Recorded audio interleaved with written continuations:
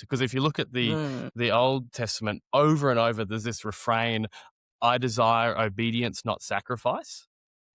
And in Christianity, Jesus really, really amps this up. It's famously in the Sermon on the Mount, Matthew 5-7, that the whole thrust is that our actions being right externally are insufficient. We need a different kind of righteousness. Our heart needs to be righteous. And this ties in. So Jesus' greatest commandment in Matthew 22, 37 and 38 is to love the Lord your God with all your heart, soul, mind, and strength.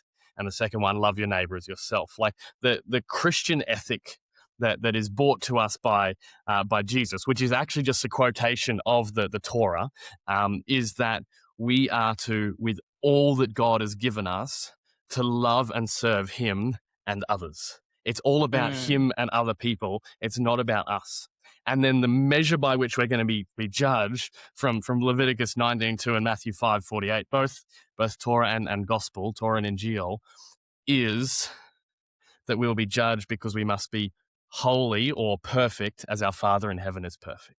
The standard is, have we accurately reflected God, living the way that he calls us to in our motives and our expressions through our actions, of a life that loves God with all our heart, soul, mind, and strength, and loves our neighbor as ourselves. And I think that when I start bringing that to bear on the conscience of the Muslim, that this is who God ought to be in our own mind and our own actions, hopefully, if the Spirit of God is at work in their heart, they're going to begin to see and understand that mere token-based actions, ticking of lists, is insufficient to please a holy God that deserves all devotion and all commitment and all service.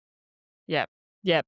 And an analogy that I use, which I'm sure you've heard before, but Mm-hmm. maybe some listeners haven't, is when trying to understand the holiness and perfection of God and then Mm-hmm. our state before him, is if I slap you in the face, Mm-hmm. you might slap me back, and that'll be the consequence for that action. Mm-hmm. If I slap a police officer in the face, I might have to pay a fine, Mm-hmm. do some community service. That'll be the consequence for that action. Mm-hmm. If I then go and slap Trump in the face, Mm-hmm. there will be a higher Mm-hmm. payment for that, whatever Mm-hmm. he decides that to be, Yep. or another dictator in the world. You know, the same action was to you, to the police officer, to Mm-hmm. person in the highest authority that there is, but the consequence for that action is different because of who I did it against. Yep. So Yes, when we sin, the deserved honor of the person determines the deserved justice for violating that honor. yeah.